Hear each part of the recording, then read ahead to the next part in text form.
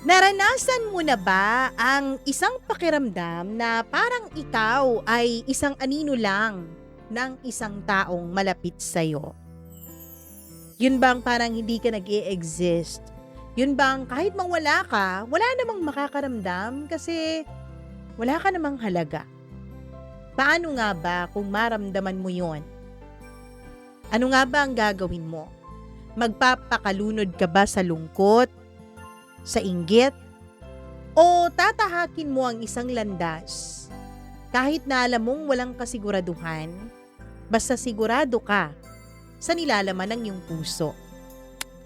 Isang napakagandang kwento na pwede nating pagnilay-nilayan sa araw na ito ang inyong matutunghayan. Kaya eto na po ang ating tampok na kwento for today's video. Dito lamang sa inyong paboritong programa, ang Dear Mama Mia.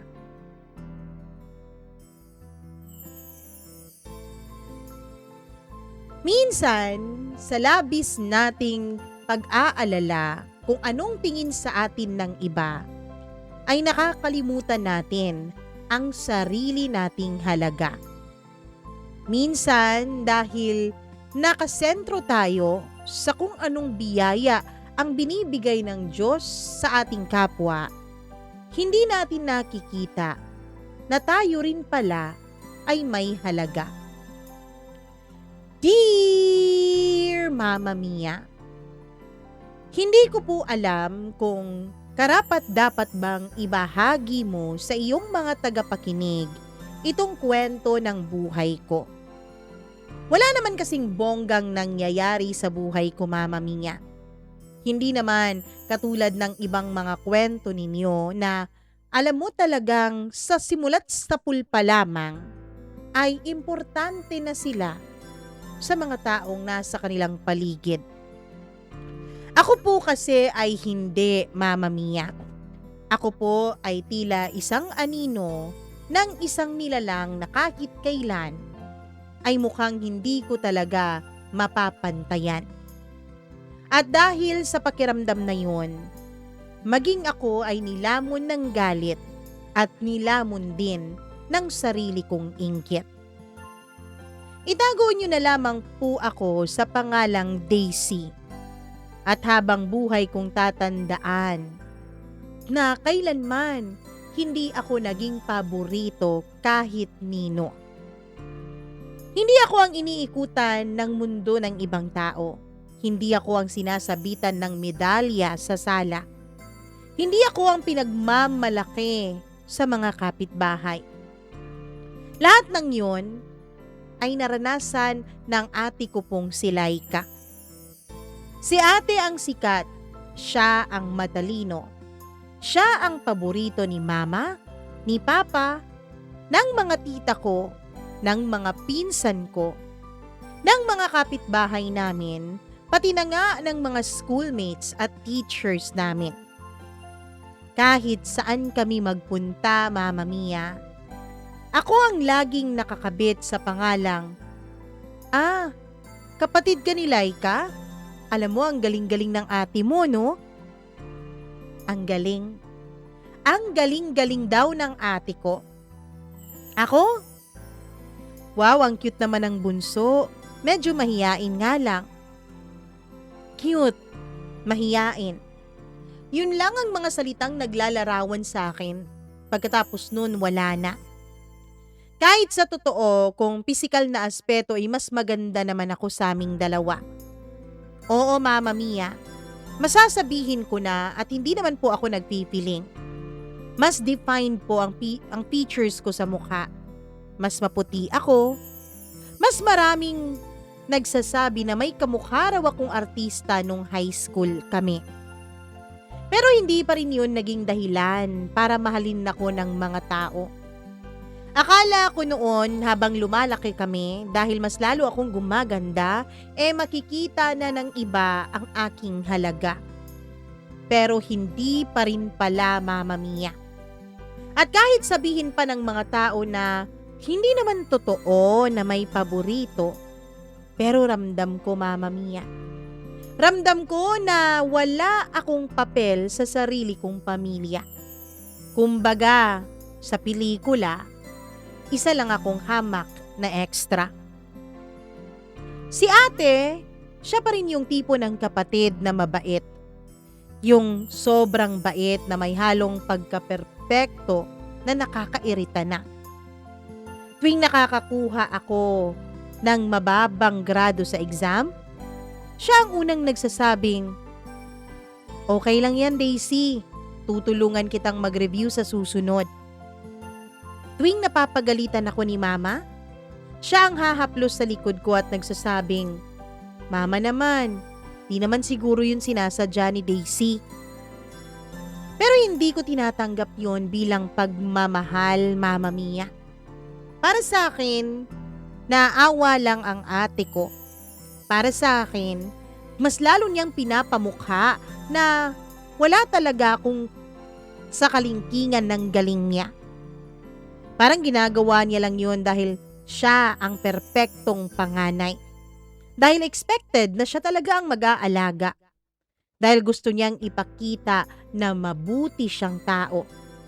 At hindi naman dahil mahal niya talaga ako. At dahil doon, lumaki ako, Mama Mia, na may tinatagong galit sa ate ko. Hindi ko alam kung naiinggit ako. Basta sigurado ako, Mama Mia. Masakit makita na ang taong meron na ng lahat ng bagay sa mundo ay mas lalo pang pinagkakait iyon sa akin. Pagdating ko ng 19 years old, third year college ako, doon na nagsimula ang gulo. Nagpakilala sa amin ang isang lalaking itago natin sa pangalang Ram, ang boyfriend ng ate ko. Pati sa pagpili ng boyfriend, perpekto talaga si ate. Si Ram ay maporma, mabango, gwapo, malakas ang appeal. At kapag tumingin siya ay tila ba sinisisid pati ang kaluluwa mo. At unang tingin pa lang niya sa akin, Mama Mia, hindi ko alam kung dahil lang ba sa inggit na nararamdaman ko sa ate ko. Pero nakaramdam ako ng kakaiba para sa boyfriend niyang si Ram. Humahanga ako sa kanya. Ang galing talaga ni ate. Pati sa pagpili ng magiging kasintahan napakagaling niya. Mama Mia, nung una akong tignan ni Ram, ay nakita kong may pagkagiliw sa kaniyang mga mata. First time sa buong buhay ko na may nakatingin sa akin na ako talaga ang tinitignan at hindi bilang anino ng kapatid ko. Nako, babe, di mo naman sinabi ang ganda-ganda pala nitong kapatid mo, sabi ni Ram kay ate. Sa unang beses, sa loob ng maraming taon, naramdaman kong ako naman ang nakikita. Naramdaman kong ako naman ang paborito. At dahil doon ay parang may tumama sa dibdib ko. Mama Mia, sa pinakamadilim na sulok ng puso ko, ay may munting boses akong naririnig na nagsabing, sa wakas, ako naman. Mama Mia, pumunta kami noon sa kusina dahil naghahanda si ate ng merienda. Ako umiinom ng tubig, samantalang si Ram naman ay nakaupo sa may lamesa at nanonood. Nang ibinaba ko ang bote ng tubig ay nahulog ang takip nito. Yumuko ako. Nang tumayo ako ay sakto namang nakatingin si Ram sa akin. Hindi ko alam pero may nakikita akong kakaiba sa mga tingin niya. Hindi yun yung klase ng tingin na binibigay mo sa kapatid ng girlfriend mo. Pakiramdam ko kasi ay nakakapaso ang tingin na yon. Pakiramdam ko ang tingin na yon ay hindi dapat nagiging tinginan ng dalawang taong hindi naman magkarelasyon. Tingin na dapat ay iniwasan ko, pero hindi. Dahil yun ang unang tingin na pakiramdam ko ay para lang talaga sa akin at walang ibang nagmamay-ari doon. At dahil nakagiliwan ko ang tingin na yun, yun ang naging simula ng lahat. Hindi ko dapat ginawa pero ginawa ko. At aaminin ko sa iyo, Mama Mia. Hindi naman dahil mahal ko si Ram. Hindi naman dahil attracted ako sa kanya. Hindi naman dahil gusto ko siya. Oo, gwapo si Ram. Oo, maporma siya. Oo, mabango siya. Pero wala naman yung dating sa akin eh. Ang may dating sa akin ay yung tingin niya. At yung kakaibang kagustuhan ng puso ko na ako naman. Na si ate naman ang magdurusa. Si ate naman ang dapat na masaktan. Gusto kong maramdaman ng ate ko kung paano maging pangalawa na lang lagi. Gusto kong maramdaman niya ang lungkot ko. Gusto kong maramdaman niya, Mama Mia, kung paano ang hindi piliin at hindi makita. Gusto kong mabasag ang mundo niya na lagi na lamang perpekto. Gusto kong kahit isang beses lang, makita ko naman siyang mahina at nasasaktan. At kung si Ram ang magpapaiyak sa kanya, kung ako ang dahilan ng unang bihira niyang pagkatalo, handa akong maging kontrabida, masaksihan ko lang yon, Mama Mia. Hindi ko na po ikukwento ng mabilis. Dahil gusto ko pong maramdaman ninyo ang bawat bagay na ginawa ko sa ate ko. Nang una kaming nag-usap ni Ram nang hindi alam ni ate, ay umuwi siya ng maaga dahil may pag-group study daw sila. Ang sabi ni ate ay mauuna na lang daw siya sa bahay kasi pupunta pa raw siya sa kaklase niya. Agad naman din akong sumunod matapos ang ilang minuto. Ang hindi ko alam ay nandun pala sa bahay si Ram. Inaantay ang ate ko pero hindi na sila nagpang-abot. Ako naman ay kararating ko lang. Naku, ang sabi ni ate, may group study daw sila kasi midterms na eh. Sabi ko. Ah, ganun ba? Pero pwede ka namang pumasok, gusto mo ba? Tumango lamang siya at nang buksan ko ang bahay ay sumunod siya sa akin. Matapos kong ilagay ang mga gamit ko ay inalok ko siya. Gusto mo ba ng kape? Ngumiti siya at tumango. Hindi ko alam kung bakit nanginginig ang kamay ko habang hinahalo ko yung 3-in-1 coffee. Hindi ko alam kung bakit feeling ko ay may demonyong nakatuon sa tenga ko.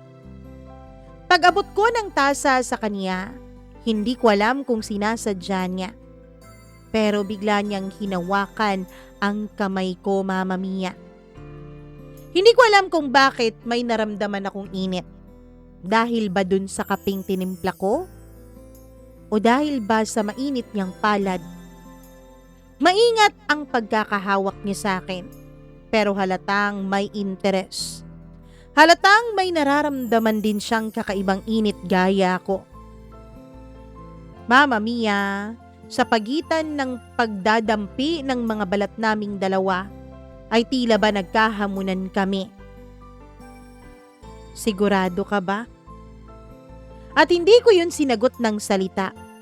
Ang sinagot ko ay isang mahaba at malanding titig.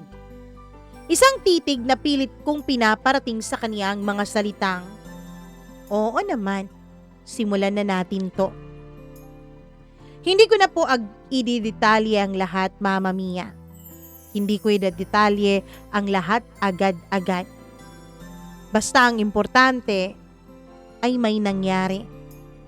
Hindi dapat mangyari ang bagay na yun, pero nangyari. At pagkatapos nun, alam mo ba, Mama Mia, imbis na mag-guilty ako, imbis na makaramdam ako ng konsensya, ay hindi ko po yun naramdaman sa puso ko. Ang naramdaman ko ay tagumpay. Masama na ba akong tao kung yun ang naramdaman ko, Mama Mia? Kasi pakiramdam ko sa wakas, hindi na lang ako isang anino. Hindi na lang ako isang extra. Hindi na lang ako pangalawa. Sa wakas, naramdaman ko rin kung paano ang piliin, kung paano ang pagnasaan, kung paano Huwag tanggihan ng taong nakaharap sa'yo. Ako ang naging dahilan kung bakit nagkaroon muli ng init ang katawan ni Ram. At least yun ang sabi niya sa akin. Pero dahil sa init na yun, Mama Mia, alam kong yun din ang init na makakapaso at makakapanakit sa aking kapatid. Lumipas ang ilang mga araw. Dumating ang araw ng birthday ko. Wala akong regalo galing kina mama. Hindi naman ako umaasa dahil lagi naman pong ganun. Pero may dumating na isang sobre. Isang sobre, Mama Mia, na hindi ko alam na makakapagpabago pala ng buhay ko. Halatang galing ito sa isang lumang-luma ng kahon. Ang nakalagay, para kay Daisy. Buksan mo kapag handa ka nang malaman ang totoo. At nang binuksan ko yun, Mama Mia, ay gumuho po ang mundo ko. Hindi ko inaasahan na yun pala ang magiging simula ng isa pang bagay na makakapagpabago sa buhay ko. Nang buksan ko yon ay hindi ko agad yun pinakita. Ang ginawa ko ay pinunit ko yon. Gusto kong kalimutan kung ano man ang nabasa ko sa sulat na yon. Gusto kong kalimutan kung ano man yung nakita ko. Hindi yun totoo. Hindi. Lumipas ang ilang mga araw. Hanggang sa isang araw na malakas ang buhos ng ulan. Nakaalis na si ate dahil may meeting daw siya sa school organization. Ako naman ay naiwan. Si Ram biglang dumating para mag-abot daw ng project na pinatulong sa kanya ni ate. Basang-basa siya, amoy ulan at pawis at pabango na nagkahalo-halo na. Nagyaya akong pumasok siya sa loob para magpainit ako ng tubig para sa isang kape. Mama Mia, eto na naman. Dahil na naman sa kape. Ewan ko kung anong dala ng kape para sa amin. Pero dahil sa kape na yun, dahil sa mainit na kape, ay nangyari ulit ang isang bagay na sinabi naming kakalimutan na namin. Actually, nung unang araw na may nangyari sa amin ni Ram, ay natakot siya. Sabi niya hindi niya raw sinasadya. Kaya sabi ko naman, huwag kang matakot, wala namang makakaalam. Pero ang hindi niya alam, humahanap lang ako ng tiyempo. Tiyempo para maulit muli ang nangyari sa aming dalawa. At nung nagkaroon na nga ng tiyempo, Mama Mia, ay hindi na ako nagpaligoy-ligoy pa. Nung mahawakan niya ang kamay ko, ay ako na mismo ang lumapit sa kanya. Ako na mismo ang nag-alok ng sarili ko sa kanya. Hindi ko na ilalahad ang mga detalye dahil masyado nang mahaba kapag gagawin ko pang detalyado kung ano man ang ginawa naming dalawa ni Ram. Pero hindi po kami nagmadali. Sa pangalawang pagkakataon, Mama Mia, dito ay mas malumanay na. Ramdam kong hindi lang basta libog ang nararamdaman ni Ram. Mabagal, mainit, mali pero gustong-gusto naman naming dalawa. At doon ay tuluyan na nga akong lumuhod sa kasalanan. Sinabi ko sa sarili ko ito ang paraan ko para makaganti sa kanila. Alam kong kapag nasaktan ko ang ate ko, nasaktan ko na rin pati ang mga magulang niya. Mama Mia, kung nagtatanong kayo kung bakit mas lalo akong nagalit kay ate at sa mga magulang niya, yun ay dahil dun sa araw ng birthday ko. Isang sulat ang nabasa ko, Mama Mia. Sulat na para sa akin. Kumusta ka na, Daisy? Naaalala mo pa ba ang mga magulang mo? Hindi ko alam kung anong ibig sabihin ng sulat na yon. Pero sa pinakailalim na bahagi noon ay may dalawang pangalan, dalawang estrangherong pangalan na hindi ko kilala. Mga pangalan na hindi man lang nagpapantig ng tenga ko. Walang kahit na anong koneksyon akong naramdaman. Hanggang sa may isa pang papel. Papel na halos lumang-luma na at hindi na halos mabasa. Isang papel, Mama Mia, na nakasulat ang pangalang Daisy pero iba naman ang apelyido. Sinong Daisy to? Nang tingnan ko ang birthday, ay birthday ko po. And yes, birth certificate po yung papel na yon na halos mapunit na sa sobrang luma. Nanginginig ang kamay ko. Sobra-sobra ang panginginig nito na hindi ko na alam kung paano pipigilin. Pero ang mata ko ay agad dumako sa gitnang bahagi ng papel na yon, kung saan nakasulat ang pangalan raw ng ina at ama. At gulat na gulat ako, Mama Mia. Dahil ang pangalan na yon ay iba.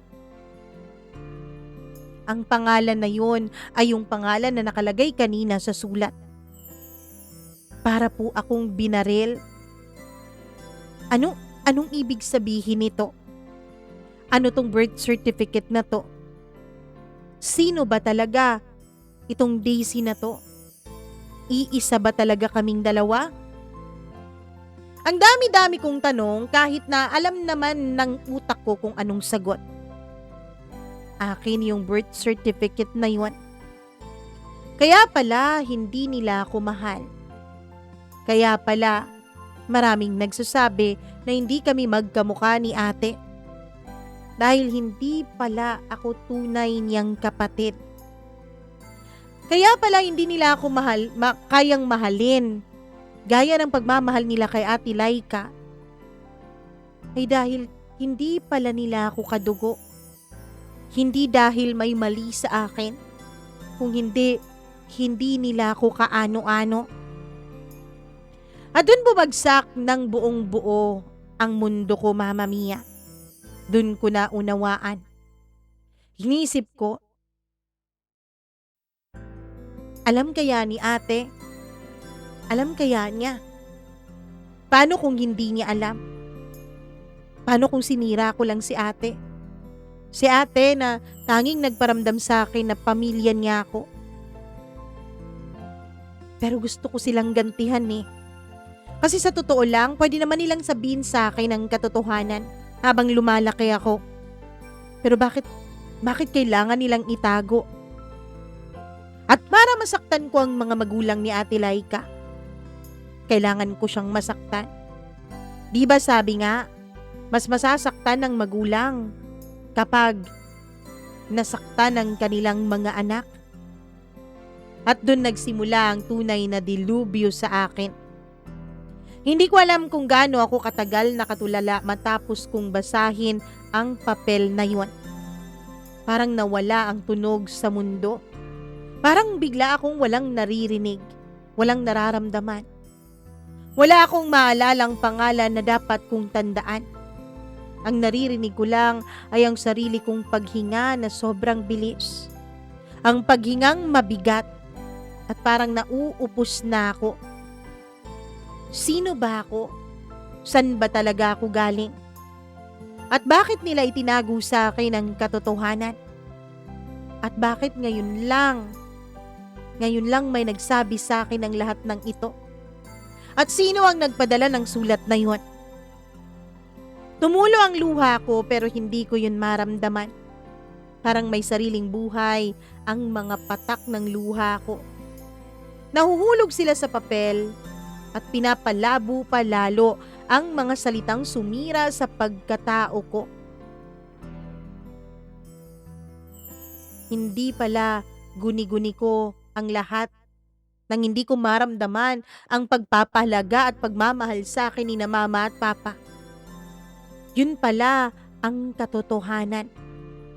Hindi pala talaga nila ako magawang mahalin dahil hindi pala talaga nila ako kaano-ano.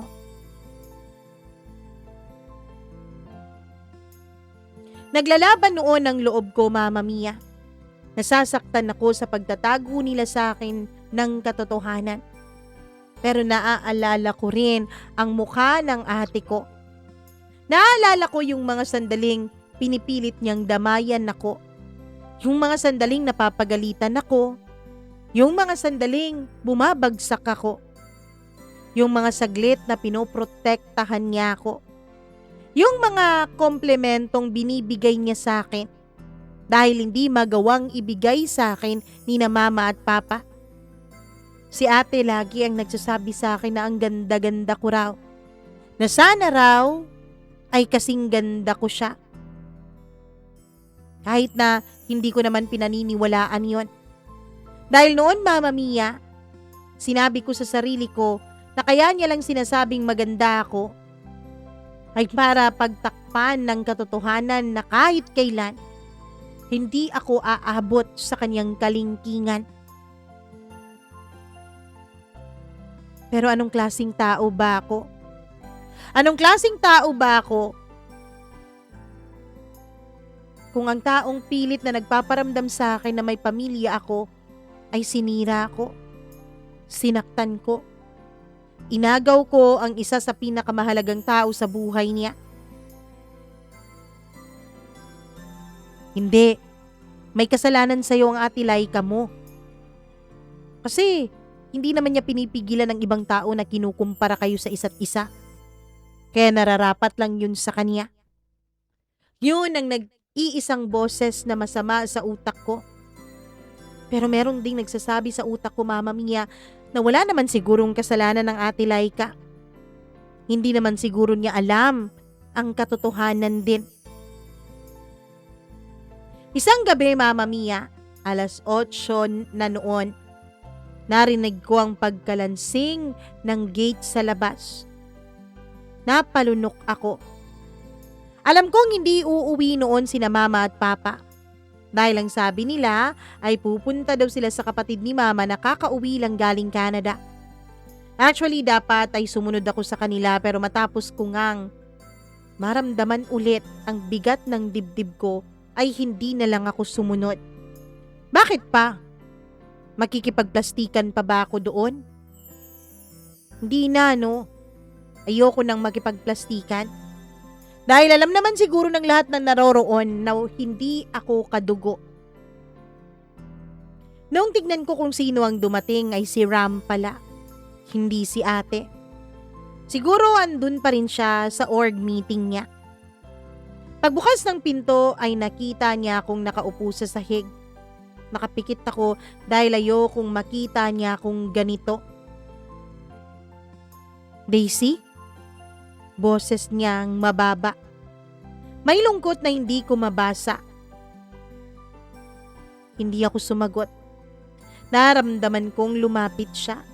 Naririnig ko ang tunog ng paa niyang papalapit.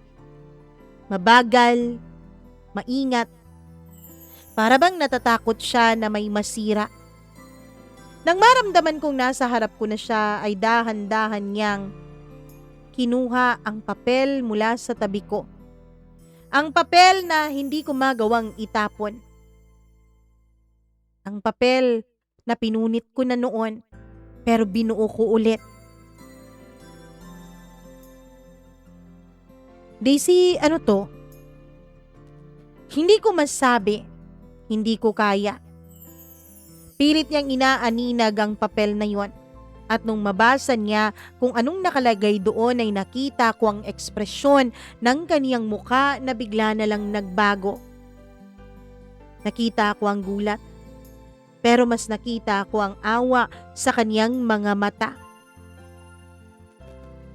Bigla ay naramdaman ko ang kamay niya sa pisngi ko. Pero mabilis ko siyang tinabig.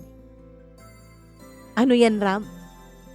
Naawa ka na naman sa akin? Mahina pero puno ng puot ang boses ko. Lahat na lang? Si ate alam ko namang naaawa lang siya sa akin eh. Si Mama? Si Papa? Kaya siguro nila ako kinupkup dahil naaawa rin sila. Daisy, Ram, tangina naman, wag mo akong kaawaan. Tumaas ang boses ko.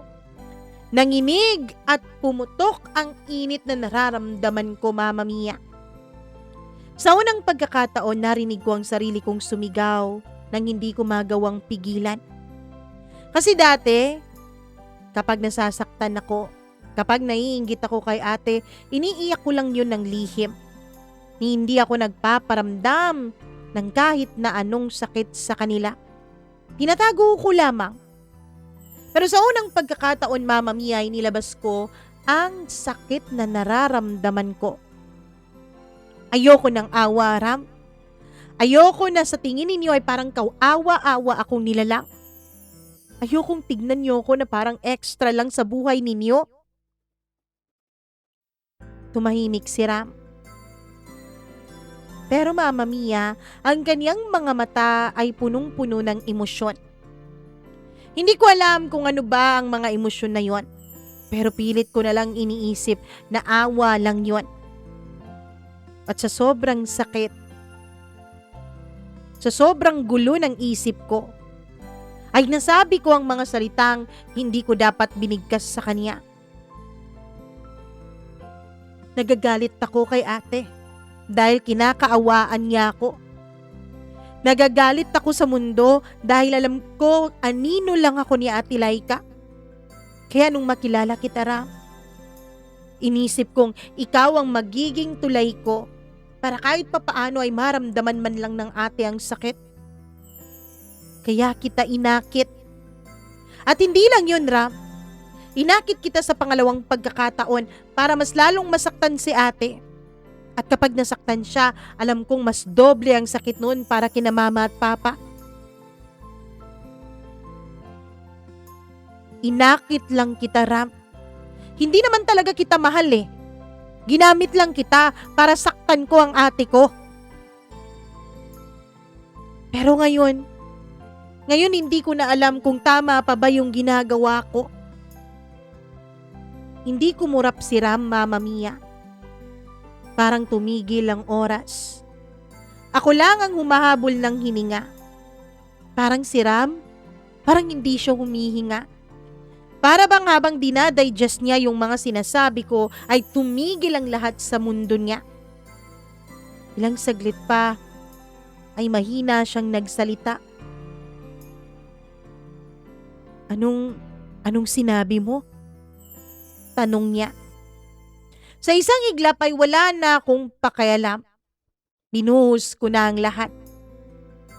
Gusto kong masaktan si Ate Laika. Sabi ko. Gusto kong maramdaman niya yung sakit na nararamdaman ko. Yung lagi na lang akong nasa pangalawang posisyon sa lahat ng bagay sa kanya. Yung pakiramdam na kahit anong gawin ko, hindi ko siya masisira. Yung pakiramdam na kahit anong gawin ko, hindi ko kayang labanan ni katiting lang sa galing niya. Daisy, gusto kong makita siyang umiiyak, Ram. Kahit minsan lang gusto kong makitang siya naman ang talunan, na ako naman ang panalo. Pero kahit kailan pala, hindi mangyayari yun. Nanginginig ang kamay ko, Mama Mia. Hindi ko na alam kung nasasabi ko pa ba ng maayos kay Ram ang lahat ng gusto kong sabihin. Dahil pakiramdam ko nung mga panahon na yon, lahat ng mga salita na nasa dibdib ko ay nag-uunahan para makalabas. Nag-uunahan para maramdaman ng iba ang sakit na nararamdaman ko.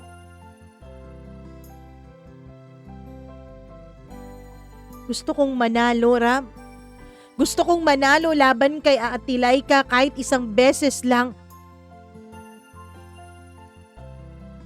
At dun ko nakita ang proseso ng pagbabago ng mukha ni Ram.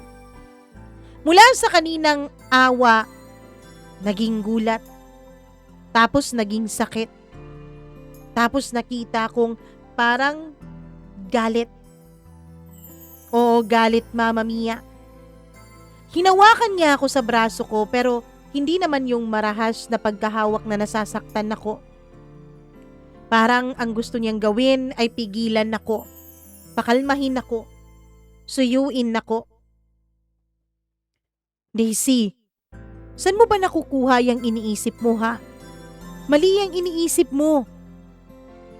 Hindi ko siya tinitingnan. Hindi ka anino. Sabi niya. Umiling-iling ako, Mama Mia. Hindi ka pangalawa, Daisy. Napakapit ako noon sa tuhod ko. Sinusubukan kong pigilan ang nagbabadyang pagbaha ng luha mula sa aking mga mata. Daisy, hindi ka nila tinatrato ng mas mababa dahil hindi ka nila anak.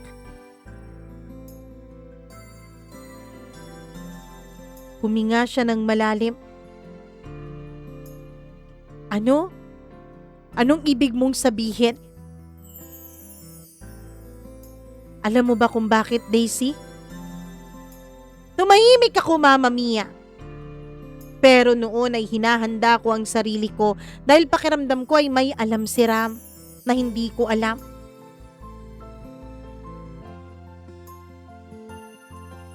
Daisy, kaya nila itinago sa inyo ang lahat dahil pinangako ng mama ni Laika sa nanay mo na poprotektahan ka nila.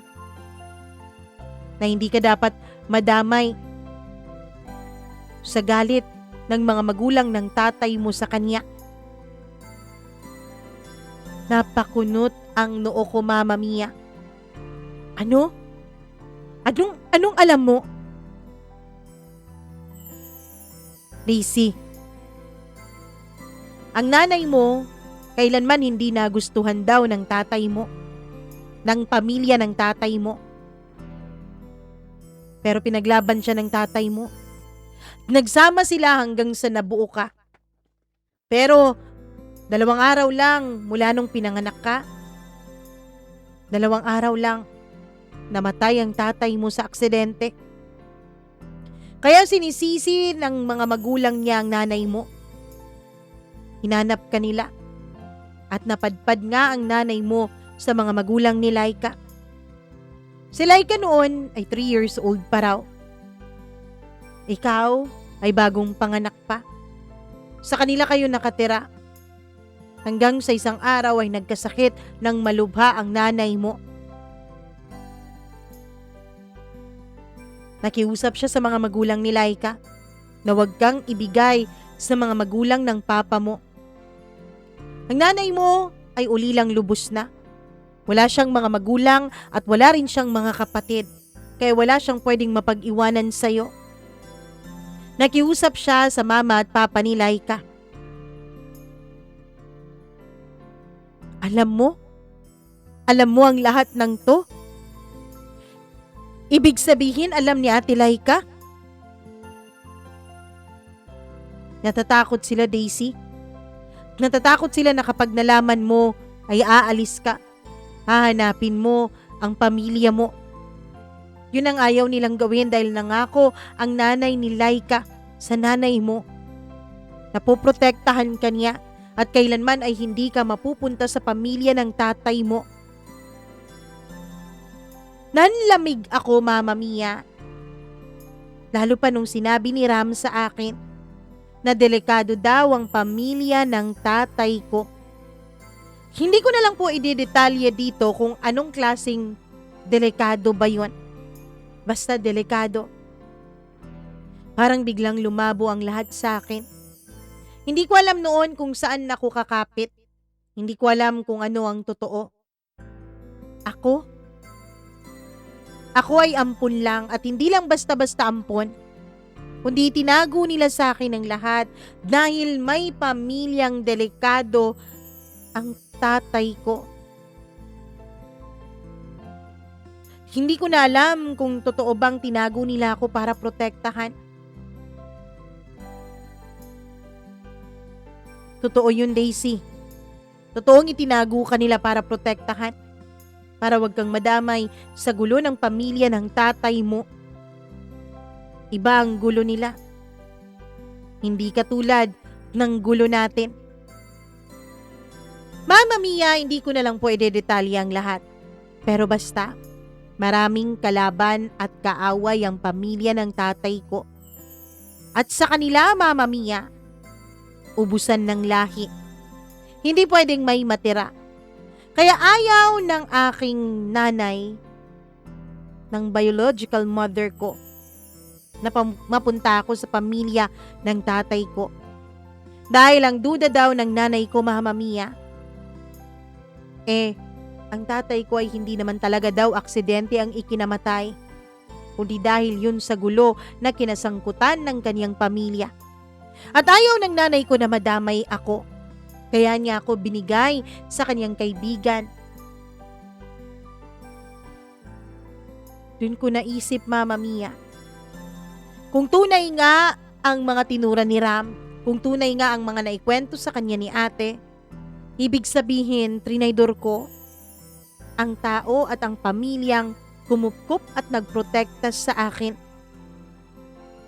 Daisy, hinawakan ni Ram ang kamay ko, mahigpit pero pilit. Huwag mong sisihin ang sarili mo agad. Hindi mo alam ang totoo.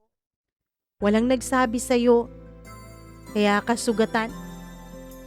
At huwag mo ring sasasihin ang sarili mo sa nangyari sa atin. Hindi ko magawang sabihin kay Laika ang katotohanan. Pero mula nung makilala kita, iba ang naramdaman ko sa'yo. Nung sinabi ni Laika sa akin ang totoo, mas lalo pang lumalim ang nararamdaman na yun. Kala ko nga nung una awa lang din Pero hindi. Hindi awa. Dahil nung may nangyari sa atin, naramdaman ko kung gaano katunay ang damdamin ko para sa'yo. Mama Mia, hindi ko na alam kung anong gagawin ko noon. Kinakain ako ng konsensya ko. Alam ko na kahit pagsisihan ko ang ginawa ko kay Ate Laika ay hindi yun sapat para mabura ang ginawa ko. Hindi yun sapat para maialis ko ang kasalanan ko. At hindi yun sapat para patawarin ko ang sarili ko. Dahil sinaktan ko, kahit hindi pa naman niya alam, ang taong minahal ako ng higit pa sa sarili niya kahit alam niyang hindi niya ako kaano-ano. Sinaktan ko ang Ate Laika ko. Hindi ako nakapagsalita matapos sabihin ni Ram ang lahat ng sikretong itinago sa akin ng pamilya ni Ate Laika. Para po akong idinampi sa isang pader at iniwan doon para wag nang makahinga. Daisy, alam kong hindi ako ang taong dapat na magsabi sa iyo nito. Pero alam ko rin na sa pagkakataon na to, sa akin ka lang makikinig. Tumingin ako sa kanya. Nanginginig na ako noon pero pilit kong pinapatatag ang loob ko. Sabihin mo nga, Ram. Sabi ko sa boses na paos, na parang pagod na sa kakaiyak. Huminga ako ng malalim. Sabihin mo nga, Ram. May alam ka ba? May sinabi ba sila na hinahanap pa rin ako ng pamilya ng tatay ko?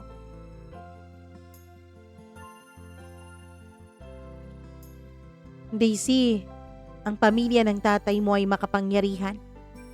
Pero makapangyarihan din ang kalaban nila. At sa kanilang tradisyon, kapag kinanti mo ang isa, kinanti mo ang buong pamilya. Nagkakaubusan ng lahi. Hindi naman masama. Ayon sa pagkakakwento ni Laika sa akin ng pamilya ng tatay mo. Kaya lang mapanganib lang talaga ang pamilya nila dahil sa dami ng kanilang kaaway. Nung nabuntis ang nanay mo, sinubukan ka raw nilang kukunin. Kasi mahalaga ka. Kasi anak ka ng anak nila. Pero hindi pumayag ang tatay mo. Sabi nila, pumayag daw ang mga magulang ng tatay mo na maikasal ang nanay mo sa tatay mo, kaya lang yung tatay mo ang ayaw. Ayaw niyang idamay kayong mag-ina. sa gulo ng pamilya nila kaya kayo lumayo. Kaya yun ang dahilan kung bakit galit na galit daw ang mga magulang ng tatay mo sa nanay mo. Dahil yung nanay mo raw ang kumuha sa anak nila.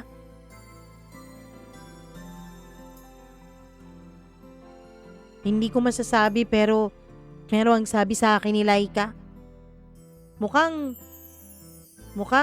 ang gusto ng mga magulang mo ay protektahan ka.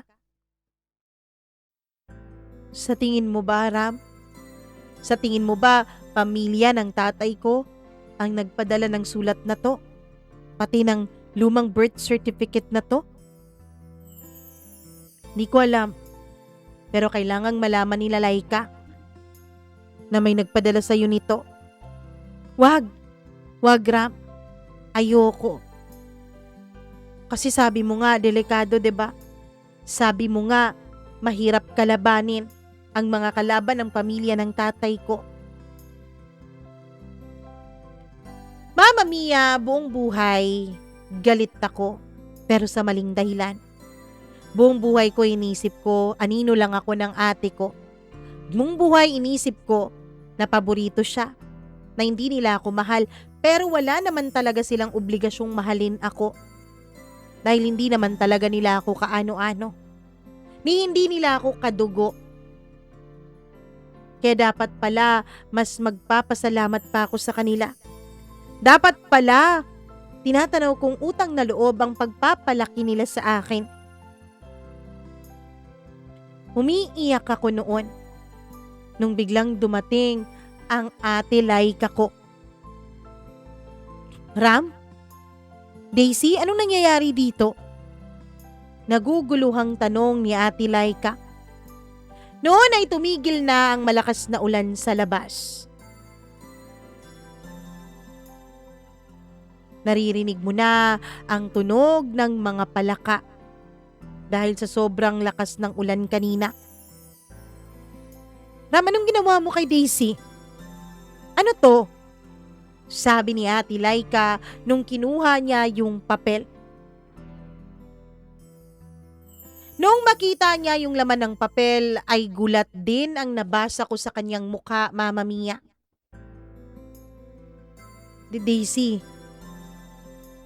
Daisy, alam mo na ang totoo? Pasensya ka na, Laika. Pero sinabi ko na kay Daisy, kesa naman patuloy pa siyang nagagalit sa inyo. Daisy, patawarin niyo kami. Patawarin mo kami kung hindi namin nasabi agad sa iyo ang totoo. Hindi ko alam kung papaano ako sasagot doon, Mama Mia. Hindi ko alam kung papaano. Pero tumango-tango lang ako. Nasabi na sa akin ni Ram ang katotohanan, ate. Kaya wala ka nang dapat pang ipaliwanag. Naiintindihan ko na, sabi ko. Pagkatapos noon ay tumawag si ate kay mama at papa. Dali-daling umuwi ang mga ito. Si Ram naman ay nagpaalam dahil ang sabi kailangan daw muna naming mag-usap na magpamilya. Habang nag-uusap kaming apat, habang pinapaliwanag ni mama at papa ang lahat, Mama Mia, ay mas lalo tuloy akong kinakain ng konsensya ko. Mas lalong bumibigat ang konsensya ko. Dahil eto sila, ang mga taong minahal ako kahit hindi ako kaano-ano. Pero ang hindi nila alam ay ginawan ko sila ng pagkasama-sama. Sabi ko noon sa sarili ko, babawi ako. Sabi ko noon sa sarili ko, hindi na ako magkakasala pang muli kay ate. Nagkapatawaran kami, nagkapaliwanagan at hindi ko na lang idedetalye dito ang lahat, Mama Mia. Basta naging maayos kami ng kinikilala kong pamilya. Pero kasabay noon, kasabay ng pagkaayos, ay ang puso ko, Mama Mia. Kahit na nakokonsensya ako ay hindi ko po maipaliwanag ang nararamdaman ko kay Ram. Lalo pa nung inamin na ni Ram sa akin ng katotohanan. Isang hapon, Nasa bahay ako. Biglang dumating si Ram. Ram, anong ginagawa mo dito? Tanong ko. Daisy, kailangan nating mag-usap. Bakit? Wala na tayong dapat pang pag-usapan, Ram. Kalimutan na natin ang nangyari sa atin. Huwag na nating saktan si ate. Daisy, hindi ko kaya. Daisy, mahal kita. Ram, please. Please. Tigilan na natin to. Tigilan mo na ako. Daisy, alam kong mahal mo rin ako. Ramdam ko sa mga halik mo. Ramdam ko sa yakap mo. Daisy, pwede nating aminin ang lahat kay Laika. Pagkatapos nun, Mama Mia, ay niyakap niya ako at hinalikan niya ako. Hindi namin namalayan na dumating na pala si ate. Narinig namin ang dahan-dahang paggalaw ng doorknob. Naramdaman ko ang biglang paglamig ng hangin. Nang bumukas ang pinto, ay bumagsak ang payong ni ate at tumigil ang mundo. Nakita niya, Mama Mia. Ako, wala nang pang-ibabaw na suot. Si Ram naman ay nakayakap sa akin. At alam na niya. Hindi na niya kailangan pa ng paliwanag. Hindi na niya kailangan pa ng mga salita. Nakita ko sa mukha ng ate ko na para bang napunit ang pagkatao niya. Ram? Boses ng ate ko na kahit medyo mahina ay narinig kong durog ito. Ate, hindi ito. Pero hindi pa ako natapos sa pagsasalita ay nilapitan na niya ako at sinampal. Isang malakas, matunog at mabigat na sampal na para bang sumunog ng buong mukha ko. Hindi ako nakalaban. Hindi ako tumingin sa kanya. Daisy? Paano mo nagawa sa akin to? Wala akong sagot, Mama Mia. Kahit ako sa sarili ko, hindi ko alam kung ano ang sagot. Alam ko naman na masasaktan siya eh. Alam ko naman na mali ang saktan ko siya, pero bakit ginawa ko pa rin? Hindi ko nakitang umiyak ang ate ko nung una.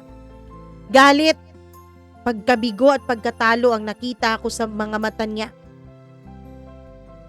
Naglakad siya papasok ng kwarto. Tahimik, maingat. Para siyang may dinadalang baso ng tubig na punong-puno ng bubog. Si Ram ay tiningnan muna ako bago siya sumunod sa ate ko. Naiwan akong mag-isa sa sala. At sa unang pagkakataon, Mama Mia, ay naramdaman ko ang buong bigat ng ginawa kong kasalanan. Hindi ko lang basta-bastang sinira ang relasyon ni Ram at ate. Sinira ko rin ang ate ko. Si Ate Laika na nagmahal sa akin. Si Ate Laika na kahit alam niyang hindi niya ako kapatid, ay tinuring niya akong higit pa sa isang kapatid. Kahit alam niyang hindi ako tunay na anak ng kaniyang mga magulang, kailanman ay mas ginusto pa niya talaga na mahalin ako ng mga magulang niya ng pantay ng pagmamahal sa kanya. Pero anong ginawa ko? Nilalason ko ang ate ko. Narinig kong nag-uusap sila ni Ram. Narinig kong sumisigaw ang ate ko. Pumasok ako sa kwarto ko, Mama Mia, at doon ako umiyak ng umiyak. Hindi ko na malayan na sa pag-iyak ko ay nakatulog na pala ako. Kinabukasan ay maaga akong nagising. Paglabas ko ay nakita akong nakaimpake na ang mga gamit ni ate. May 2 malalaking maleta, may backpack at may isang kahon. Nakita ko rin ang papa ko. Tahimik na nakaupo, hawak ang kaniyang noo. Si Mama naman ay umiiyak. Si ate ay nakaharap sa pinto. Ate, sabi ko sa boses na mahina. Ate, please. Nang dahan-dahan siyang tumingin sa akin, ay nakita ko ang sobrang sakit na rumihestro sa kanyang mga mata. Galit, sakit, lungkot, pagod at pagbibitaw. Lahat ng yun ay nasa mga mata niya, Mama Mia. Daisy, hindi ko kayang tumira sa bahay na to na kasama ka. Ate, ikaw naman ang may karapatan dito at hindi ako. Daisy, tatanggapin ko ang nangyari sa inyong dalawa ni Ram. Aalis ako. Pero tandaan mo Daisy, na hindi ang galit at inggit mo sa akin ang dahilan kung bakit ka nagkakaganyan. Kundi dahil hindi mo alam ang halaga mo. Daisy, minahal kita na parang kapatid ko.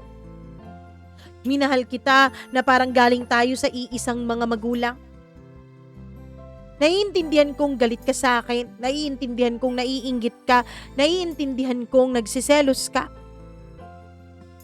Pero kailanman hindi ko maintindihan ang ginawa mong pangaagaw kay Ram sa akin. Mama Mia, tumingin sa akin si Papa. Hindi ko mabasa ang ekspresyon ng kaniyang mukha. Si Mama naman ay hindi ko alam kung ano ang kanyang nararamdaman dahil ayaw niyang tumingin sa akin. Lumapit lamang siya kay ate at niyakap niya ito. Anak, mag-iingat ka dun ha. Tapos balitaan mo kami kung naasa ayos ka na doon. Kami na lang magpapaliwanag sa mga professor mo na hindi ka magmamarcha sa graduation ninyo. Salamat, Ma. Dinig kong sabi ni ate. Pagkatapos noon ay tumalikod na si ate at tuluyan ng umalis. Ako naman noon, Mama Mia, gusto kong lapitan ng mama. Gusto kong humingi ng tawad sa kanya pero nung tignan niya ako ay wala akong makita na kahit na ano. Pagkatapos noon ay naglakad silang dalawa ni Papa at nilagpasan ako at pumasok sila sa kanilang kwarto. Mula nung umalis si ate ay nagkawatak-watak na kami. Si Mama, alam kong galit siya sa akin. Si Papa naman ay hindi makatingin. Hindi ko alam kung galit din ba siya o naiintindihan niya. Si Ram, Mama Mia. Si Ram ay tinitext pa rin ako. Sinabi niyang nag-usap na sila ni ate. Sinabi niya na nagkahiwalay na raw sila ng maayos. Sabi niya, inamin na raw niya kay ate, Mama Mia, na mahal niya ako. Na hindi lang basta tukso ang nangyari sa aming dalawa, kundi tunay na pagmamahalan. Pero hindi ko magawang tanggapin ng buong buo ang pagmamahal ni Ram kahit mahal ko siya. Kasi alam ko, Mama Mia, malaki ang naging kasalanan ko sa pamilyang kumukup sa akin. Nawala sa piling ni na Mama at Papa ang tunay nilang anak dahil sa akin. Nawasak ang masaya nilang pamilya dahil sa akin. Walang araw na hindi ako umiiyak. Walang gabi na hindi ko naririnig ang replay ng mga salita ni ate sa akin. At ang pinakamasakit, Mama Mia, hindi ko po alam kung nasaan si ate. Nung tinanong ko minsan ng mama ko, ay hindi niya ako sinagot. Bagkus ay tumalikod lamang siya. Oo, hindi na nila ako kinakausap ng maayos mula nung malaman nila ang ginawa kong pagtatraidor kay ate. Dahil sa nangyari, Mama Mia, hindi na ako makakain ng maayos. Hindi na rin ako nakakapag-aral ng maayos dahil nahihiya ako. Yung mga taong nagpapaaral sa akin ay sinaktan ko. Hindi na ako nakakausap ng normal. Isang buwan akong halos hindi lumalabas ng kwarto. At isang gabi, habang nakahiga ako, yakap ang unan. Hindi ko alam, Mama Mia, pero biglang pumasok sa utak ko ang isang bagay. Wala naman na rin naman akong silbi. Kaya mabuti pang umalis na rin ako dito. Mama Mia, kumuha ako ng isang matalim na bagay. Kahit takot na takot, kahit nanginginig, nilakasan ko ang loob ko para gawin ang isang bagay na yon. Para umalis na ako sa mundong ito. At nung nagawa ko yun, ay nakita kong umaagos ang dugo sa pulso ko. Hanggang sa nawalan ako ng malay. Nung magising ako, Mama Mia, ay nasa loob na ako ng ospital. Nakita ko si Papa. Nakita ko rin si Mama. Kausap ang isang doktor. Nung napansin nila ang gising na ako, ay lumapit sila sa akin. Bakit mo naman ginawa yun, Daisy? Ma? Pa? Wala na rin namang silbi ang buhay ko eh. Dahil sinaktan ko kayo. Kayo na mga nagmahal sa akin ng totoo. Sorry. Sorry talaga. Daisy, alam namin na nasaktan ka. Pero hindi sapat na paraan yun para saktan mo si Laika. At lalong hindi yun sapat na dahilan para kitlin mo ang sarili mong buhay. Mama Mia, ilang araw po akong nasa ospital. Hanggang sa isang araw ay nagkaroon ako ng isang hindi inaasahang bisita. Si Ate Laika. Daisy, kumusta ka na? Ate, patawarin mo ko. Daisy, nasaktan ako. Pero naintindihan ko. Hindi ako ang mahal ni Ram. At ikaw. Ikaw ang mahal niya. Kaya walang dahilan para kitlin mo ang sarili mong buhay. Alam mo, Daisy, kung bakit ka nagkakaganyan? Dahil pakiramdam mo kaawa-awa ka. Hindi mo pinapahalagahan ng sarili mo. Hindi mo nakikita ang mga taong nagmamahal sa'yo. Sana ngayon makita mo na yon. Huwag ka mag-alala. Masakit pa rin para sa akin, oo, pero napatawad ko na kayo ni Ram. Pagkatapos naming mag-usap ni ate ay umalis na rin siya. Mama Mia, matapos noon ay sinubukan kong patawarin ang sarili ko. Lumapit ako sa isang espesyalista at nagpa-counseling. Sa ngayon ay medyo maayos-ayos na ako. Meron na rin akong trabaho, Mama Mia, at bumukod na rin ako ng bahay. Si Ram ay patuloy pa rin nanliligaw sa akin. Dahil sabi niya, may basbas na rin naman daw mula sa mga magulang ni Ate Laika ang lahat. Mama Mia, mahal ko si Ram, oo, totoo yon. Pero hindi ko alam kung nararapat pa na maging kaming dalawa matapos naming saktan ng lubusan si ate. Sa ngayon ay nililigawan pa rin niya ako at hindi ko alam kung hanggang kailan ko ba siya titiisin. Sa tingin mo, Mama Mia, dapat ba na magmahalan kami ni Ram? Dapat bang ipagpatuloy namin ang aming relasyon sa kabila ng lahat ng mga nangyari? Hanggang dito na lamang po. Lubos na gumagalang. Daisy.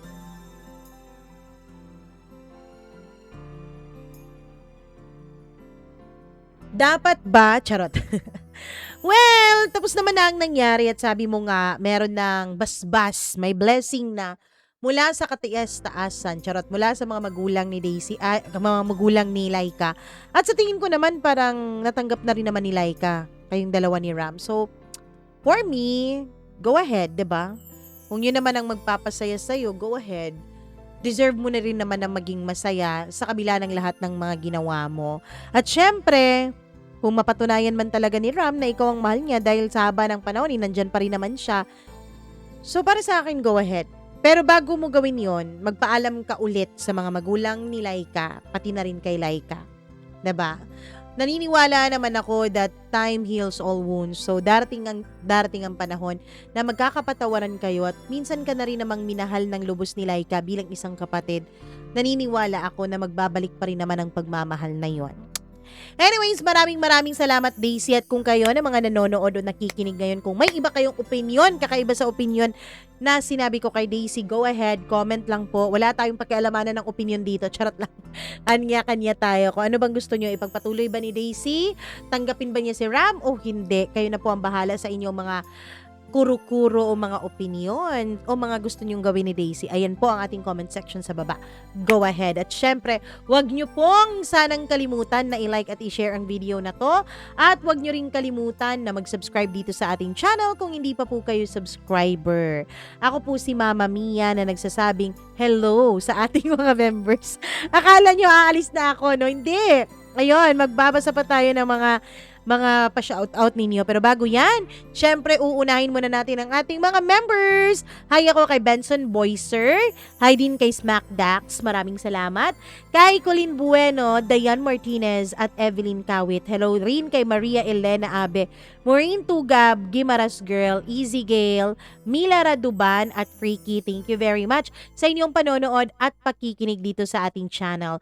Hi din ako kay Freda De La Torre, maraming salamat. Kay Charlene Bacloan, Princess Leia Panias TV, Catherine Perer, grabe di marunong mag-pronounce sa pangalan, Ruby Ramos, Christina Season, Mary Grace Gumban, maraming salamat. Ma'am Judith McGovern, sabi niya, kahit hindi raw siya nakaka-comment, nanonood naman siya lagi. Thank you very much. Hi din kay Sarah Pagabangan, maraming salamat Sarah. Ed Santos, nako, na weekend lang nagmumukbang dahil masyadong busy. Hi din ako kay Sally Buma, kay JC TV Official. Hello rin kay Sandara Undi, kay Honey Bunch, kay Eric Gomez, kay Lay Lorenzo, maraming salamat. Kay Jenaline Akalain mo yun. Kay Cutie Hot Mom, at sa lahat ng ating mga tagapakinig. Thank you very much po sa inyong suporta at pagmamahal ko. Meron po kayong sariling kwento ng inyong buhay na nais nyo pong i-share kay Mama Mia, ay nako, go ahead, mag-share na po kayo. Mag-message lamang po kayo o email. Andyan po ang ating email address for collaborations and any other concerns. Pwede din po kayo mag-email dyan. mamamiacdo0317@gmail.com. My name is Mama Mia na nagsasabing mag-ingat kayo lagi at mahal na mahal ko kayo, at maraming salamat sa suporta. Mwah, mwah, mwah. I love you all. Bye-bye. Mag-ingat po. Bye-bye. Paulit-ulit. Sige na, bye.